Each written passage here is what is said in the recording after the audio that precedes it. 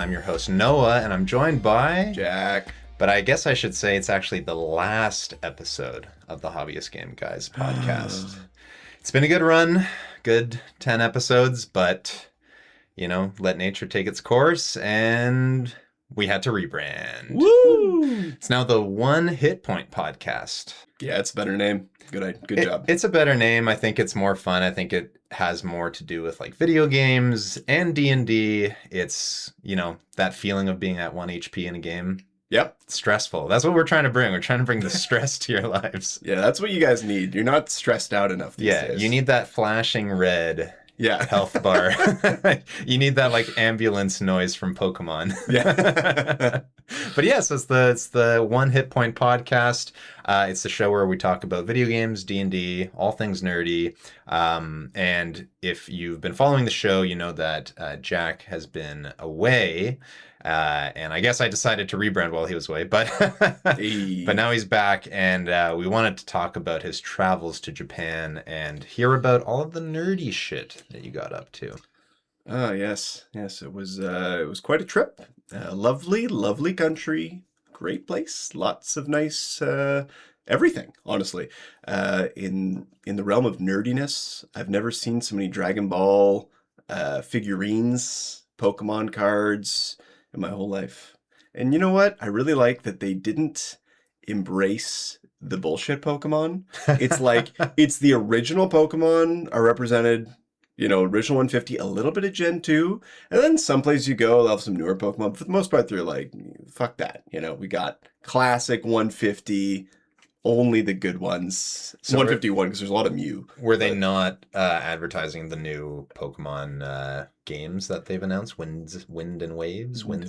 I didn't notice it anywhere, honestly. Okay. But I wasn't looking for it. And you're also, there's a little bit of like sensory overload when you're there. So, you just mostly notice the Pokemon stickers on everything. Like Pikachu is goddamn everything. Oh, yeah. Which is lovely. He's on vending machines. He's on storefronts. He's on food.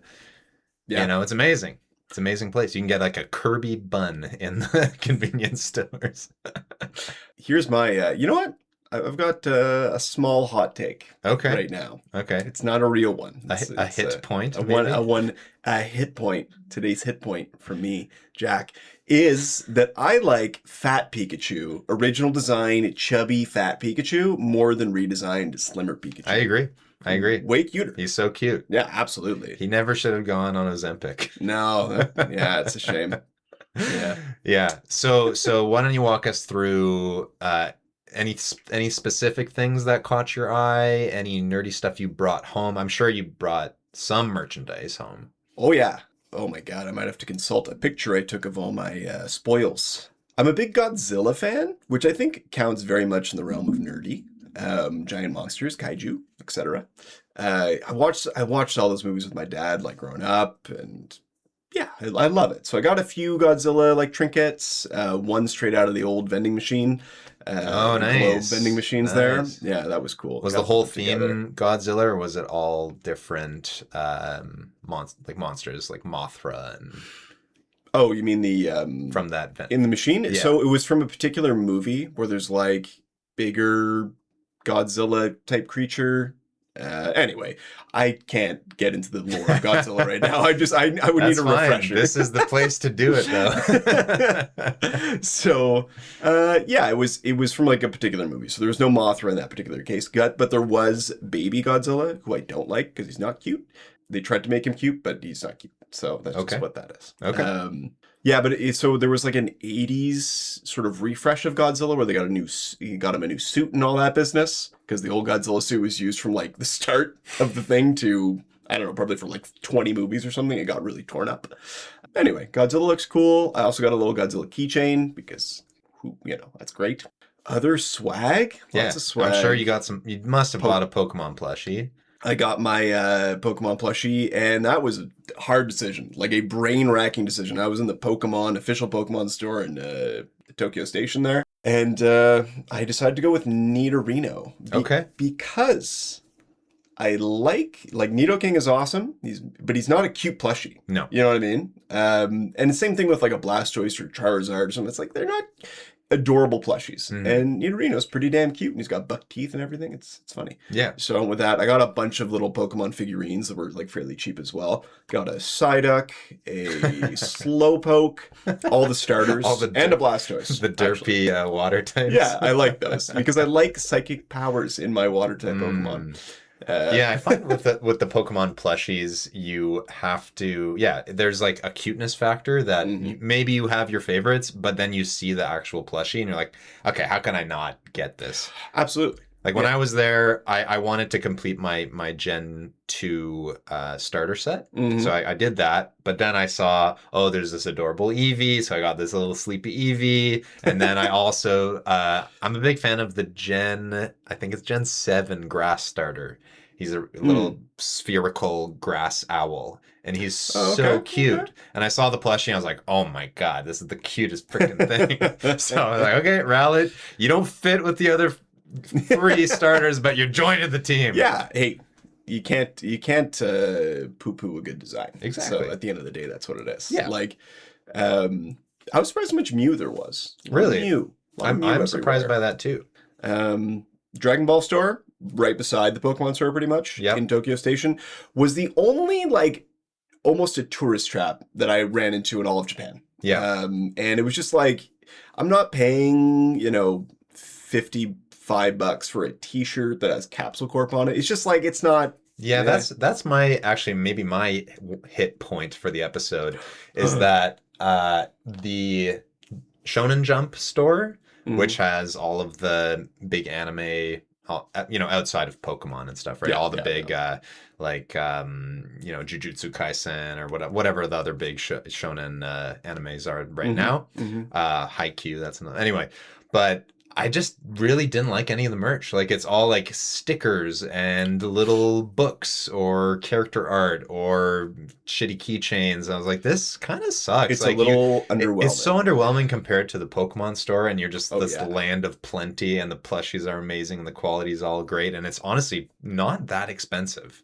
Depending on what you're going for. That's a great jumping off point because I totally agree. And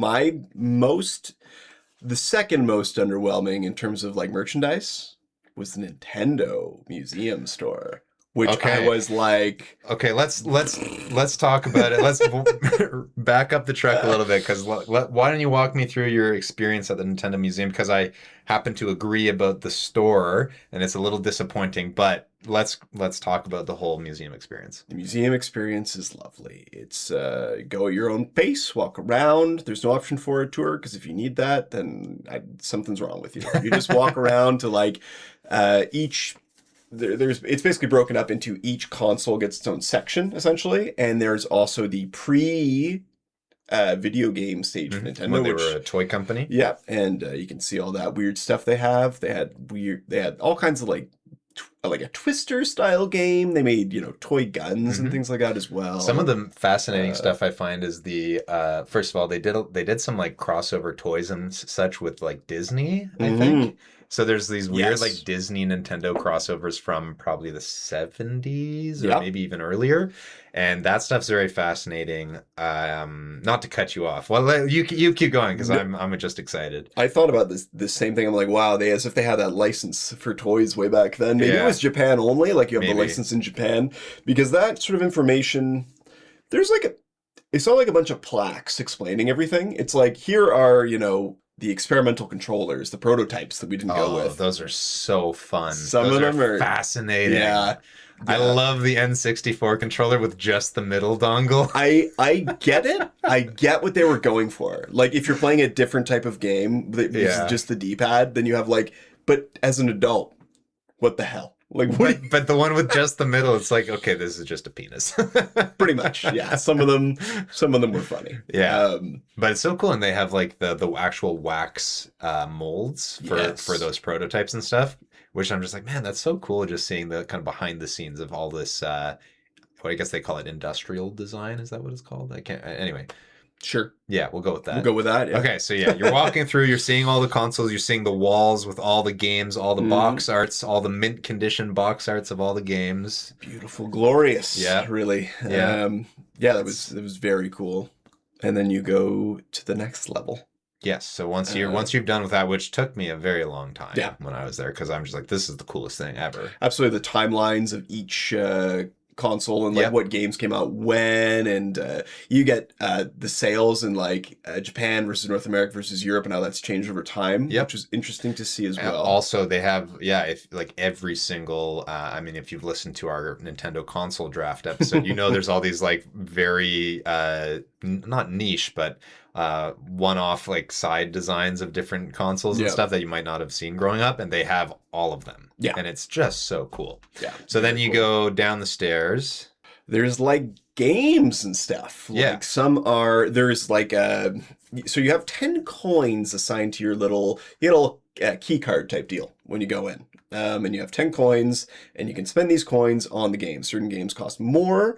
So I went for the cheaper option of we're going to play more and just like literally play N64 Okay. and Super Nintendo. Yeah. But what I want to talk about, because those things are exactly what it is. You get like, you scan your card. It's maybe 1 coin for 10 minutes of play or whatever. So you pick up Yoshi's Island, you go, which was great. And I played Mario Kart with my wife, and I was like, "This is funny," or Mario Kart 64. I'm like, we literally could do this at home. We have everything, but it's because you're in this atmosphere of everyone's playing games, and like you're so in the nostalgic zone that it's like this is fantastic. Yeah. But the challenge mode, did you play at the far back of like where the N64s and Super Nintendos are? There's like a challenge game where you have to go through and play a variety of games and try to like hit high scores. No, didn't do that. Oh my God, it was so good. So off the top of my head, I also don't want to spoil too bad, but I will say the first game was the classic Donkey Kong, where you're Mario and it's like, the barrels are coming down. Jumpman. I went through it. Yes, Mhm. he is Jumpman at the time. You're Mhm. correct. So there's like a star system for each game, how well you do. And so one of them's Donkey Kong, the other, there's like the original Mario Bros. Where you hit the turtles underneath and you have to go and kick the shell. There was Balloon Fight, a couple of those. Doesn't Okay. matter. But I was so proud of myself in Donkey Kong. I completed it, maximum stars, beat the first 2 levels, didn't die one time. I was Damn. so proud. I was like, where's this immense skill coming from? Because that game is a hard bastard. Mm-hmm. Oh, man. So it's funny because I think I had the complete opposite experience because Oh, yeah. I only dabbled with the retro consoles a little bit because in my mind I was like, I can just do this at home. Exactly. Like you said. So instead I went for the more gamey experiences, Mhm. more like not carnival games, but they have these little rooms set up. So one of the old Nintendo toys was this kind of like an at-home wiffle ball, ping pong ball dispenser. I was watching people play with that. Yeah, so I did that, and that's super fun. You're just like standing in this recreation of a retro living room. Yeah. And it has all these old, memorabilia like Rob and all these different things. Mhm. And it's just dispensing these ping pong balls at you, and you have a wiffle bat, and you're just hitting them. And it's just fun and stupid. Yep. And if you hit certain things, like if you hit the painting of Mario, everything will like light up and go crazy. Oh, that's how it works. Yeah, Okay. yeah. So and you get more lives if you hit those, or more shots if you hit those specific areas. So that part was super fun. And then the one thing that I also really loved is they have this gigantic NES controller. Oh, we did that too. Okay. Yeah. How did you make it past the first level? No. Yeah, We so- did poorly. So for those listening at home, it's a gigantic NES controller. One side is the D-pad, and one person is on the D-pad, and the other side is the A and the B button, and one person's doing that. And you have to go through original Mario 1-1 first level, and you can keep going. I think I saw people actually get to the 3rd level, which is crazy because you only have, I think, 10 minutes. Yeah. And it's incredibly difficult. We did beat the first level, but second level, impossible with doing the split controller thing. It was so fun, but like also I think if you and me went, we might do better. I mean, probably. But yeah. Did you do the love matching machine or whatever, where it's like you stand beside I think so. I don't even know if we did because it was like so gimmicky. Yeah, it's super gimmicky. Yeah. There was also the Game and Watch one. I did do the Game and Watch. Yeah, use was your fun. shadow on the wall, basically. Yeah, it was super glitchy though. Like it kept not registering my hands. It Oh, basically, I don't even know how to describe this. It's Game and Watch where You're juggling balls. You have to put platforms up to help these little guys move across. Well, I did that one where you're helping people move across the screen. I did the ball juggling. Okay, so either way, you have to move your hands to superimposed on the screen. Yeah, and it's using a camera to put you on there. And but it is kind of glitchy. Like I would have my hand up, but it wouldn't recognize it. Interesting. Yeah, Mine whatever. were totally fine. Okay. And I was like super into it. Like, I was like, this is the best. Actually, if I had this at home, I would play it all the time. Yeah, there's the best part. Did you get the photos? Because you get photos from certain activities that you do. Our photos were so bad. They're so funny though. Like Yeah. there's one of me and my wife at the 2-person controller thing, and she's just like screaming up, laughing at the ceiling. It's great. Yeah, I should go check those out. It shows you what it is like on the screen before you go. But so anyway, so that's all the games and stuff, and then you go to the gift shop. Yeah, gift shop. Just branded mugs, branded T-shirts with just like Super Nintendo on a white tee kind of thing. Yeah, like, very underwhelming. The pillows were cool. Boring. Like it was so sedate. Like it was. Everything was. Yeah, like you said, just a plain T-shirt with a logo of the console that you're interested in. Yeah, and that's pretty much. Or like a pin of like a Super Nintendo, and it's like kind of cool, I guess, but like, why isn't there like a Mario 3 like statuette of like Mario with the raccoon tail, or like anything, a plushie of a question block? Yeah, like there was no plushies, there was no figurines. No, there was. I got like a keychain. I got a Mario 3 keychain because when I was out there on my like what is it, R36S or whatever it is, like the emulation machine, I was playing Super Mario 3. I'm like, this is perfect. Let's do this. Yeah, but very underwhelming. The giant pillows that they had of controllers.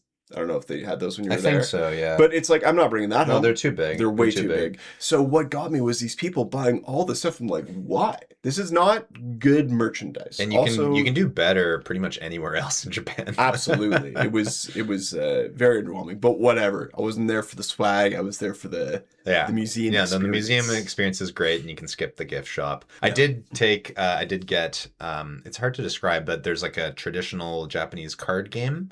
Okay. I forget what it's called, but Nintendo used to make those playing cards. Yes, yeah. And so I got the OG thing. Yeah, so I got a pack of those, and they're these really nice quality cards. Not like playing cards like you and I would think of, but they're thicker. And they have the Mario characters on them, but in the kind of traditional Japanese drawing style. So you got like cool. Mario and Toad and Peach and like the Goombas and stuff. And I still need to figure out how to play the game because the instructions are not in English. Oh, fun. But you can find it online. It seems pretty cool. It's kind of like a matchy kind of game. You get points based on what tiles you've drafted and stuff. So that's it. That was your big Nintendo experience. Yeah, it was great. And like we can, you know what? I say we move on. I'm just gonna say final words. Japan is a blast. Absolutely recommend. But if you go there, you goddamn respect their culture. And don't be loud or yourself. You just try to blend in because you're physically definitely not going to unless you are indeed Japanese. We know you're a nerd, so go and nerd out, but do so respectfully and quietly. Exactly. Fall in line. Okay, that's a big segment. Let's take a quick break. We'll come right back with kind of what we've been playing because it's been a while. Let's do it. Whoop. Welcome back, everybody. We're back. So it's been probably about a month since we've recorded last. Wow, I think. Time flies. I know. And last we talked, I had mentioned that my Baldur's Gate Honor Mode run was in full steam ahead. I think I had just gotten to Act 3. Yes. Yeah. And we are here, folks. We are Baldur's Gate Honor Mode champions. Nice. You got the golden dice? I got the golden dice, baby. Very good. Yeah. Very good. So I'll give you a very quick recap. So I was in the third act. Just kind of at the beginning, I was trying to get to max level so that I could take on the hard boss fights and hard sequences. I crushed it though. There were a couple of harder fights, so I guess Baldur's Gate 3 spoilers from here on out. But let's see, what were the harder fights that I found? I found actually that the fight against oh shoot, what's the guy's name? Gortash. Oh yes. That fight is just so annoying with all the traps and the stun grenades and his like retaliatory. There's just so much happening that's hard to keep track of. And even if you're really strong and stuff, like I still had a couple of party members go down. That one was actually surprisingly difficult, whereas other fights, the final fight, I just absolutely destroyed. No issues whatsoever. Although, funny enough, in the final area of the last room, in the with the nether brain, I had the prince of the Githyanki guy who turned I went with like the good route, but I didn't want to turn into a mind. Oh yeah, no, mind you turn him into a mind flayer. Yeah, so he turned into a mind flayer, and we were on those platforms, those super super janky platforms, and it's kind of hard to tell which ones are going to explode and which ones aren't. And then when the next turn rolls around, I just see his platform just explodes. He goes flying off the map and dies, and I was like, oh. I wonder if that's gonna like break the game or something. Nah. No, I didn't break the game. It was fine. He's back. He comes back. He's fine. I would have liked that, honestly, though, if it's like you get out and you've only got your main character left and it's like, that's the end. Yeah. You just have to you're talking to the people you didn't bring with you, you know? Yeah, they sacrificed yourselves. And I will say there was one, I almost soft locked myself. Oh, how? So there's a point in the third act, and again, this is big spoilers, where you need the if you're going to break the Githyanki prince Orpheus out of his prison, you need that special hammer. And yes, the Orthic hammer. The Orthic hammer. Yes. So you got to get it from the House of Hope and whatever. So I did all of that, no problem. I destroyed the Raphael fight, by the way. Absolutely demolished it, no problems. That's that fight can be extremely hard. But that's the thing, like certain builds, and especially if you know what you're doing. Like if you got a guide, you smash him. Yeah. So I was totally fine with that, but so basically you need to take this hammer with you when you're going into the like end game sequence of the game where there's like a point of no return, and it's like you can't go back to your camp. All your stuff that you don't have with you is gone. And I was like, cool, I have everything I need, and I like get to the point where I'm gonna free Orpheus, and I was like, where's the hammer? I didn't leave it at camp. I'm sure I have the hammer. I'm like looking through my inventories. I'm like, oh my god, where is it? Where is it? I'm freaking out because I'm like, I can't go back to camp, and this is honor mode. You can't there's no saves to reload. Like, that's it. I'm done. I'm cooked. I can't break him out. I can't leave this sequence until I break him out.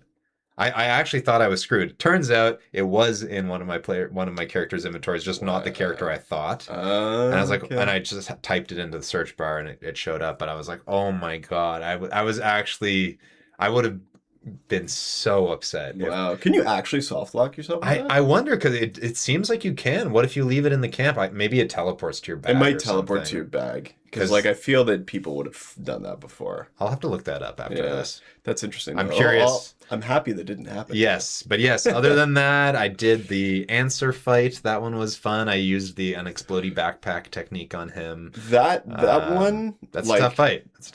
But the one because I basically it's a giant undead lightning dragon, by the way. Yes, yeah, Lichy lightning dragon. And when I first was playing on like my first run ever, and this was like before walkthroughs even existed, because I was beating the shit out of that game immediately. So, but I also was like, I refused to look up anything, especially the first run. But it was so hard, and it was like I trapped myself in like the starting room like that. I hate that dragon. He's an asshole. Yeah, he's tough. Also, you shouldn't even have, like, the fact you even fight him, it's like, oh, he just thinks you're scum. Yeah, I really don't like that whole sequence, really, because it's like, oh, you're getting to the end, like the end of one of the main character's quests, and it's so anticlimactic. It's like, oh yeah, there is no dragon under the city. It's dead, and this guy's that's it. How about this?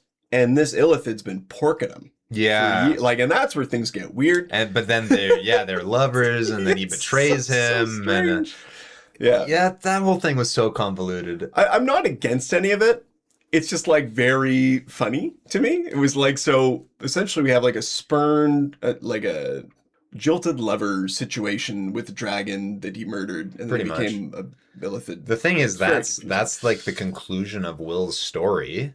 Yeah. Whereas other of the origin characters, Astarion, Shadowheart, they all have their own like dungeons Yeah. and full like boss battles with epic loot. And this is, yeah, okay, I guess it's like sort of a dungeon and a boss battle, but it's just so anticlimactic. It's like you're going down to find this dragon who's going to save the city, and it's like, yeah, no, he's actually just dead, and that's it for you, Will. You're done, man. But sometimes that's like the reality. It's I like guess, like yeah. an anticlimax is sometimes the way it should go. Yeah, and I have heard, I have not corroborated this, that if you play as Will as the origin character, like as your main character, Yeah. it really kind of completes his story. He's Okay. kind of set up as like a pseudo main character in that way. Okay. So maybe I'll have to Interesting. do that at some point when I have a spare 150 hours. I will never, ever, for any reason, ever play one of the origin characters. Like I just don't.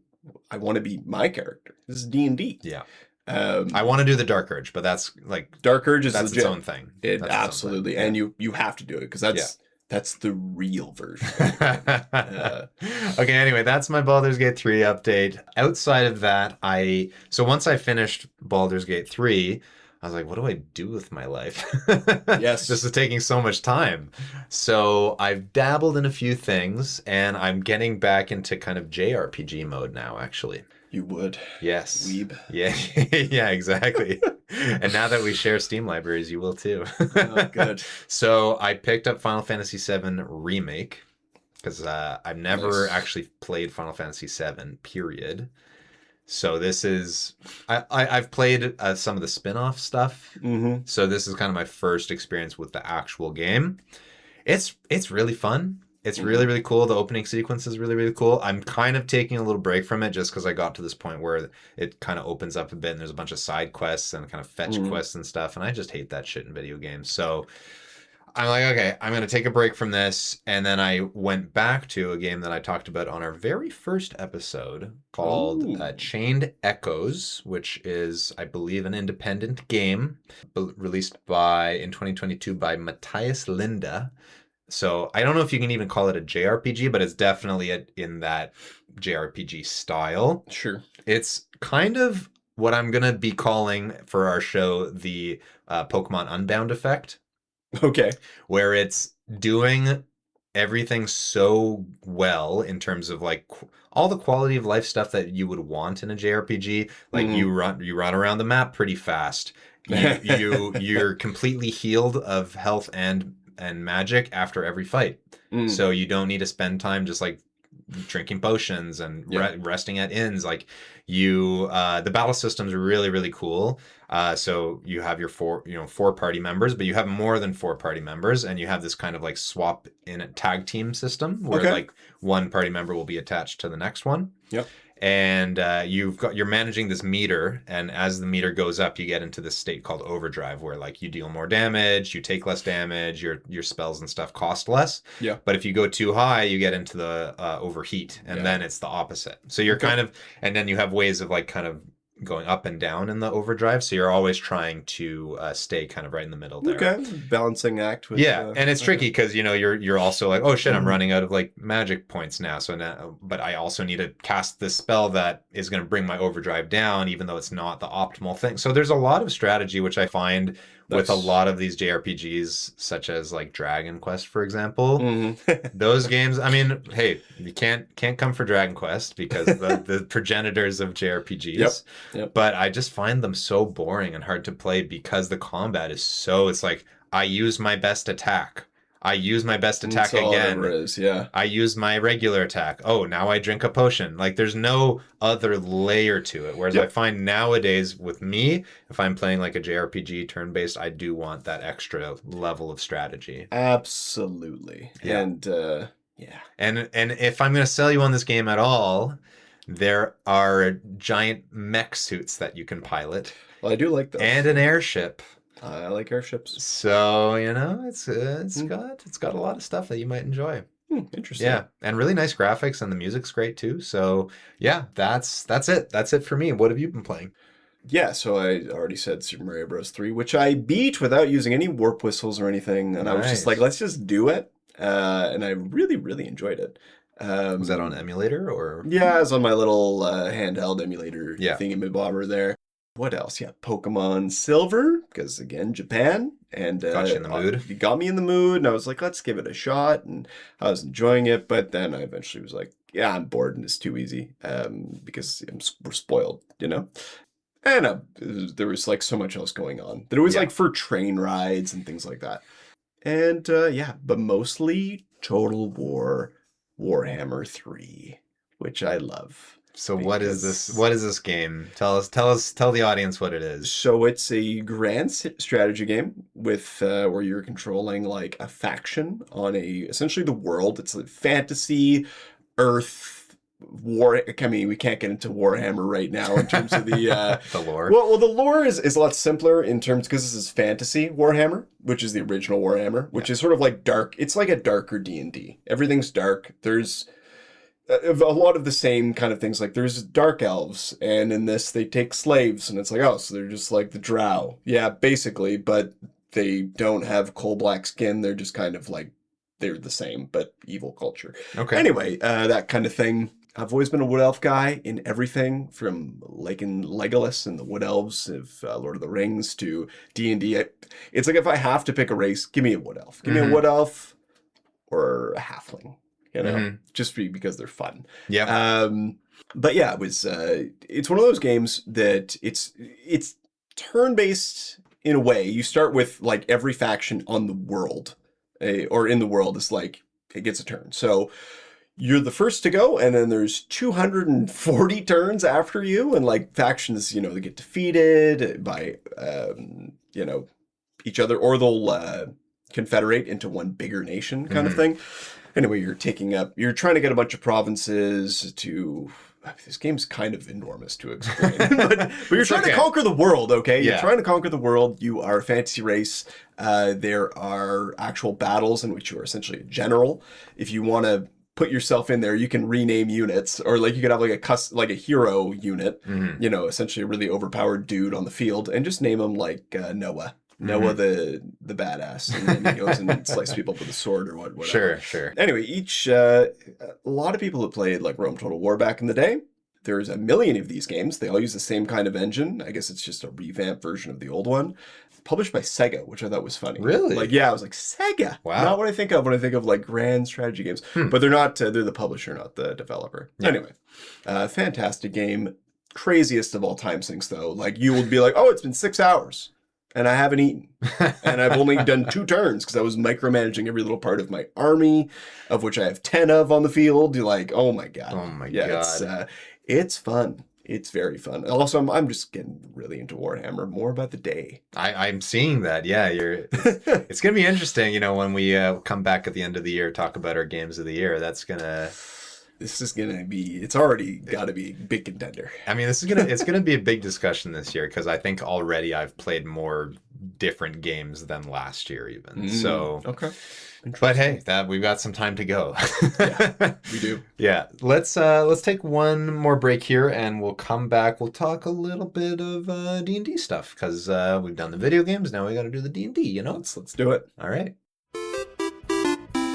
Welcome back, everybody. It's D&D time. Wow. Try to act a little more excited. Okay. We gotta sell the show, man. Oh, yeah. D&D time. Whoa, we're your favorite YouTubers here to talk about D&D. Oh, Jesus. No. Oh, God. Okay. Seriously, though, we wanted to talk, well, this was my idea, to talk about not character archetypes, but player archetypes for your games. So, what do I mean by that? Well, let me run through a few of them on the list, and then we'll go through it in order. So, you know, you might think of something like the metagamer.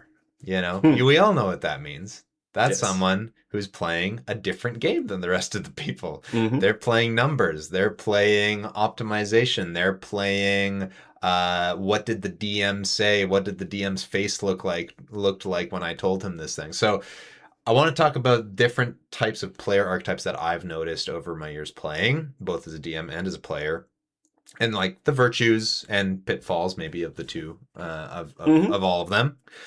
Some better Pros than and others. cons for both sides. Yeah. I think so. I think some of them are just good to have Some of them are at just your good. table no matter what. Yeah. So let's talk about it from the first one, which I think this one's just good no matter what. Okay. This is the facilitator. This is somebody who wants to include other people in the game. So it's like if someone's a quiet player and the facilitator's there, they're saying, "Oh, Jack, what do you think about what the king just said to us? You know, oh, what are you doing right now?" Because some people can take up a lot of space, and some people are very quiet by nature. And I think it's always amazing if you could have this person at your table, because they can just bring people out. They can share the spotlight, and they're happy to do it. Which I mean, that's what it's all about. It's a collaborative game. It's collaborative storytelling. So like, why not share the spotlight? Usually this person is an experienced player, and often, I mean, they're almost imperative if you have new players to the table that you have this kind of guy. Or if you have quiet players, because you need someone to break some people out of their shell or just get them in it a bit. And it's almost, it's not a selfless position, but it's certainly, it's someone who's invested in like the game itself, you know, over their individual contribution. And invested in everybody having fun. Yes, for sure. And I think a sub-genre of this type of player would be like, the co-pilot, which is more like someone who's an experienced player who's just helping the new players with the rules and their character sheet, and maybe more quietly off to the side, just so the game can continue to run. But that's a different type of facilitation, but I think that's perfectly valid too. What we're talking about, I guess the standard facilitator is like in-character facilitation. Exactly, yeah. It's like I'm playing, a gnome bard, and I'm going to help them, inspire them to do epic things or whatever. So, I think that's an amazing person at your table. 100% agree. No notes. No notes. Next one. This one is maybe worse to have at your table. Yeah. The main character. This is somebody who thinks they're the main character of the story, and wants to have all the cool items, and wants to do all of the scenes and all of the cool things, and wants to get the kill on the big enemy, and just takes up too much space. Taking up space is a real issue, and some of it comes from, I think, some people just naturally, they're going to do that. Yeah. Others, it's like you're getting excited and you're getting into it, and it happens to you a little bit where you're like, you want to do the thing which is great. Sometimes that's great. Look, as long as you can share. But these people can't share. That's what They're the main character. Everybody will be the main character in one scene or another, if it's relevant to your character or whatever, however it might go. But you're not always the main character. Everybody's the main character. So if you think you're the main character and you find yourself talking too much, maybe do a little bit of soul searching, because that's it. If you notice that you're talking more than if there's 3 of you there and you're talking more than 33.33% of the time, that's fine. Maybe someone else is quiet. But if you're taking up more than 50, then it might be a problem. Yeah. Yeah.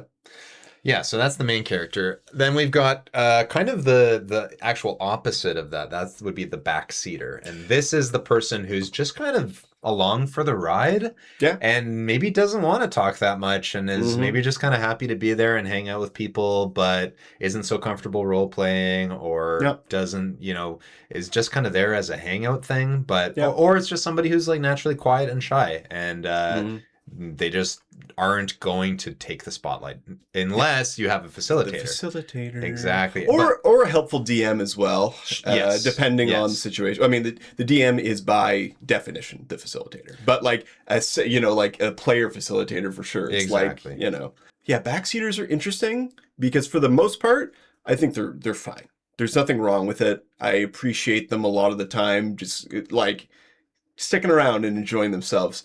I always worry about it as a DM though, because I always think to myself after the session when everybody's gone home, I'm like, did that person have fun tonight? Did they have fun? Like, they were here for 3 hours and they barely said it or did anything. Like, was that fun for them? But oftentimes they keep coming back, and it's their thing. I think it is still fun for them. I think they probably wish they contributed more sometimes, which is why you need that facilitator. in the party, hopefully. Yeah. Or don't need as strong, but like hopefully you have one.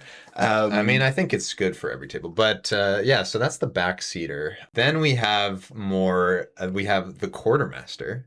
This one I've done recently, actually, in the game you're running. Yeah. And this is the one who's keeping track of the party inventory, of all the items, all the magic items. Because if you're playing, maybe for a homebrew game, it's a little less relevant, but I think it's still relevant because you're gonna end up, if you're playing for a number of months, you're gonna have a lot of stuff. You're gonna have a lot of key items from NPCs and scrolls and books and loot. So I think it's good to just have one person keep track of all the loot. And yeah, I've actually really enjoyed doing it in your game because there's just so much stuff.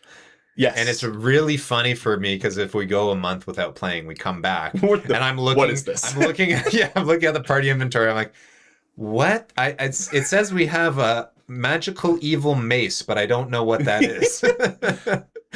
So there's a little bit of element of that too. Yeah. It's like Memento, the movie. I need to like tattoo it on my body what we have. I actually think it's very funny that you took that up within the game because that's not your archetype. It's like this is also like a secondary thing. Like this can be attached to your primary archetype. Yeah. You know? I don't know. It's my like first writing time. Stuff down. It's my first time doing it. I actually really like it. I also like doing the quartermaster stuff and also the map drawer, which I think fits in the same. Ooh, if you have a designated map person, it's usually the guy who's writing down. You're the guy writing shit down the most. Like someone is designated to do that. Well, what I'll say is in the game that you run, I'm the quartermaster, and then what I would say the backseater. He's not a full backseater, but he's doing the maps now. Merrick Tea Leaf. Yeah. So he's doing the maps, and that's good because it's too much for me to do both. Yeah, for sure. Yeah, for sure. And then sometimes I totally fuck his map up because I just threw out another map. But yeah. So that's the quartermaster. Anything else to say about the quartermaster? I think it's almost a necessity because having that one you can have your own personal, like, here's what's in my bag kind of thing. But for a lot of stuff, just having someone write it down is I think it depends on the style of game. If it's a type of game where you're going on quests and then you have like a session to do shopping and everybody has their own money and their own inventory, like I guess that's kind of important. But at the same time, the quartermaster could just be like, okay, everybody's getting their paycheck. Here you go. Yeah, and that's what it is. As long as you have like, well, this is your sword, like it's on you.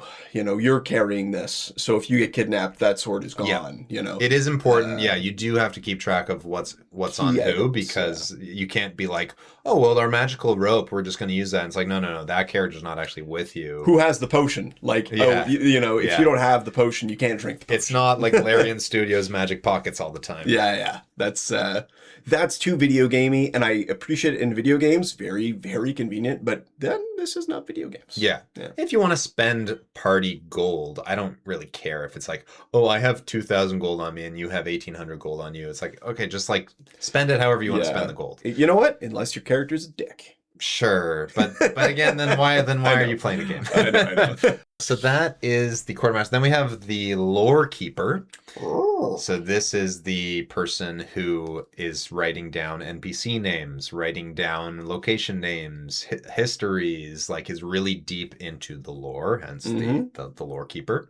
And I do find that, not everybody's taking notes in every D&D game. No. It's a lot of players are going to be like, who's that guy? Oh, I don't remember. Yeah. Well, was that Dick Face or whatever his name was? Yeah. It's like they Gobbler the Goblin? Yeah, they'll come up with like the dumbest nicknames for your evil villains.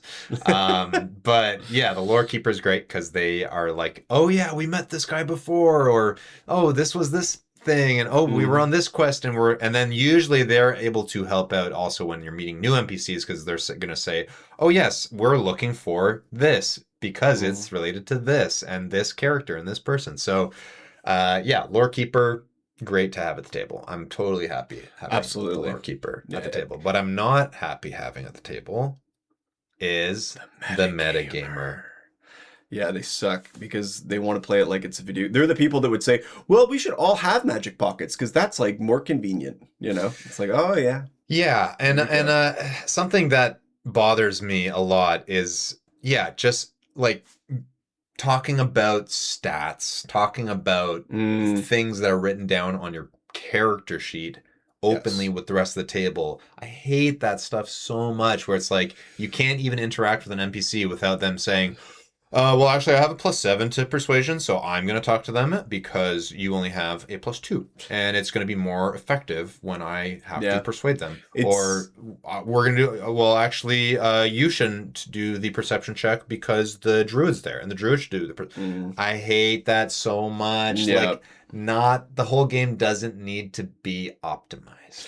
Yeah, that's the whole point. It's supposed to be, it's not a video game. You guys are just doing stuff. If you say, like, you can, yeah, we're afraid of traps, so we're gonna put our rogue ahead so we can look for traps. But it's not. But Absolutely. when you start comparing, like, well, my modifier, just like what you're saying, like, Yeah.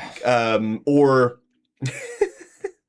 yeah, just the idea of like, yeah, just video gaming. Yeah. You're trying to optimize in a very video gamey manner, and it's really like the story doesn't matter. It's like I want the best stats, and I want to wield the craziest weapon to do the most damage, and everything just comes down to numbers. Yeah. And Look, there's lots of different ways that metagaming can come about. It can be numbers on the page. It can be, like I was saying before, it's like, oh, the DM rolled a die behind the screen. Oh, that means that there's an enemy here. Well, everybody look for enemies. Like, yeah, it's like, no. that stuff. That's Or- not the game. Yeah. That is not what the game is. Yeah, you're your character. You just yes. you live in that world, and if you're a drunken dwarf with a big axe, that Yeah. is who you are. Yeah. It's like if the DM stands up to go get a Coke, like that doesn't affect you. Exactly. You know? Like if you're playing a rogue and you are a stealthy rogue and some sort of assassin or something, yeah, it's totally within your character to want to go stealth ahead and scout out or look for traps or whatever. But if you're like a fighter or you're playing a barbarian or whatever and you're doing that sort of thing, maybe it doesn't make so much sense. Maybe just focus on other things. I'll give you a great example of why metagaming isn't the game. When you're making your character and you get your ideals and your flaw, right? So it's like literally part of playing the game is fucking up. It's like your character, let's go back to the drunken dwarf. Mhm. He has -1 charisma because he's like a fighter or whatever. But his flaw is that he's a loudmouth and he picks fights with people. And everyone's like, oh, we're low on health, so you shouldn't be saying that. Like, that's the game. That is what his character would do. Like you get to pick this character. So it's like your choice. Like you could, maybe hold it back. Perhaps you could have a like the people that are saying, oh no, don't do that, we're low on health. Maybe you could try to actually role play that out with your guy. Calm him down. Mhm. There's and said, nope, we're low on health, avoid fight. It's very bleh. Yeah, and I have to say I find like one game that I'm running right now, actually, I find that does devolve into that sort of play a lot, and it does kind of suck the fun out of the room for me. Yep. Oh, absolutely. Like the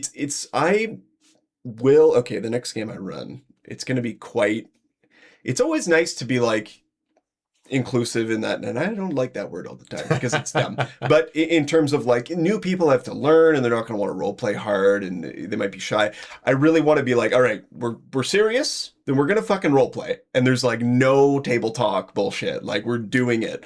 And it's possible. Like I've done that before. Smaller groups also makes it easier because like people get bored, they start chit-chatting to each other. Look, it depends on the group. It just depends on the dynamics. Yeah, you could be hardcore. Everyone's super into it for sure. I have a good example of not metagaming, not playing the game wrong or not like actively shooting myself in the foot. But the previous episode, I had my friend Sam on the show, and he DM'd for me for quite some time. And in his game, I was playing a dragonborn fighter named Drasith. And Drasith was kind of from a noble sort of ish background, and I think I had maybe a +1 to charisma. Happened to be I was like kind of higher up in the crew because we were like a crew of a trading vessel, so I was kind of I think I was like first mate or something. Okay. So oftentimes I would be in a situation with the captain where I would have to talk to NPCs. And he was kind of awkward and would say things, and he was kind of awkward and a little bit brash. Like he would be he didn't have a lot of patience for stuff, and like he didn't have a lot of patience for politicking and things like that. Mhm. So I would often just like say things, and it would be like, okay, roll with this advantage, or Yeah. roll, and it's like, okay, that's fine, because that's the character that I'm playing. I'm not playing a suave, Yeah. dude. He's a fighter by nature. Yeah, that's the thing. If this leads, just because it's like seems like the wrong thing at the time, doesn't necessarily mean it's going to be bad. For Let's say you say the wrong thing, it leads to a fight, and you kill a guy, and he's got a treasure map on him, and then like you could go anywhere with this. So it's like the punishment doesn't need to be like the be all and end all. It can be the start of a different adventure or character development, because you can change too, right? It's where the story happens. Absolutely. It's where the story happens, right? It's if you're succeeding all the time, that's not gonna make for a very interesting story. No, it's shitty. Think about the hero's journey, right? You need to have that down point for the success to feel earned. Yeah. There's also something which I just want to bring this up because no one ever fucking does. It's we're gonna die. We're fighting. We're losing. We're gonna die. You can run away. You can run away. You can hide. You could literally like if you're a halfling, you see like hey, can I like use my action to check for like holes that I can hide in around here? Boom, hide in there. You can do that kind of thing. You know what I mean? Yeah. There's so many options, and everyone is very video game minded about it. Also, yeah, it can be it can be tough, but I think if you get creative, if you're thinking about different creative ways to do things that are maybe not in the rules as written or on your character sheet, you're never going to be metagaming, and your DM's going to find it fun. It's going to make for cool story moments, cool scenes, cool action scenes. Like, just do it. And if you're willing to do some fun, to ask fun questions and do fun requests that aren't stupid, if they're a little stupid, it could still be fun. Sure. But it's like the DM will probably roll with it because that's fun for them too. It's like, oh, you want to do, I want to like try to use this scrap wood to like build a little like shelter and then shoot arrows from here. Can I do that? Like, well, let's give it a shot. Let's like roll for it and figure it out. Like, that's fun. Like, interact with the world. Do what your character would do. Yeah, you can say what you want about 5th edition D&D, and you can make the argument that the rules don't include a lot of actions and different types of creative things, but and it doesn't give the DM necessarily a guideline for how to handle those situations. But if you have a DM who's been doing it for a little while and can get creative and is a yes and kind of person, if someone comes up with a creative solution, the example that I talked about with my buddy Sam last week was or 2 weeks ago was he wanted to like strangle a shark with a giant chain. It's like, okay, I don't know the stats for doing that or whatever. It's like, okay, let's come up with something, roll the dice, and see how it plays out. And it led to an amazing moment that we're still talking about years later. So there you go. I don't think the moments where you're like, I have a +7 perception and I spotted the wolf in the forest. Those moments you don't really remember. So sometimes the failures and the crazy things, that's what you should be looking for. So I'm just going to say that I see your list, and I think I'm going to add 2 to it as we go along. Because I'm going to skip kind of past the next one because we're going to get towards the end of the show here pretty soon. But the next one would be the power gamer, which is kind of like the metagamer, but really just wants to have the best stats and everything. So there's different types of metagaming, but I guess power gamer would be like, you're doing a broken build because broken builds. Broken builds. Fair enough. Because like that's what you find fun. And that's fine in certain campaigns, in kind of like meat grinder things, but maybe not in every single game. And then we have the shoppers and the role players. Okay. Shoppers are the ones who are just excited to like spend a session going shopping. That happens. That does happen a lot. I don't think it's necessarily like your defining archetype, but I definitely know some. It's like, ooh, and I want to go to this shop. Oh, I'm going to talk to the storekeeper and like ask for their name. And it's like, just do like a little shopping simulator. And then the role players are kind of in that same boat. They're just really don't care about the combat so much, maybe, or they're really just there to play their character and talk to NPCs and learn about the world and just be engaged and stuff. And if you've got a role player, that's awesome. Yeah, it depends on the campaign, right? For sure. Which and it's hard to satisfy. Like if you're going to flip the role player, then I wouldn't even.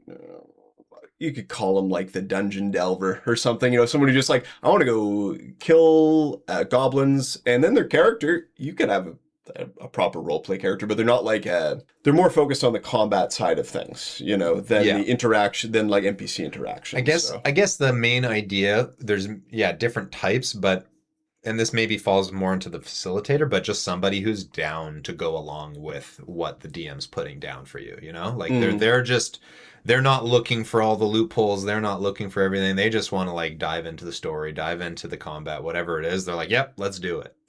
Yes. So you wanted to add a couple more?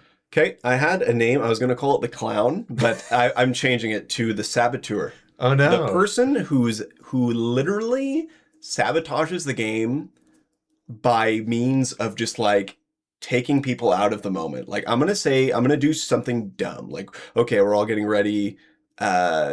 Like, what are you preparing for this battle? Like, da-da-da. Well, I'm going to take off all my armor and draw a penis on my chest in, like, in blood. It's like, okay, well, that really took me out of my immersive experience. You know what I mean? Yeah, you gotta get rid of the clown. Yeah. You gotta get rid of the clown as soon as you identify them, because they just kill games. They kill games. They kill, like DMs explaining lore, and they're like tapping you on the shoulder and like, yo, what was that guy's name? Like the guy we killed? It's like, oh my god, these people exist. Yeah. And there's another one, and this one, it's just funny.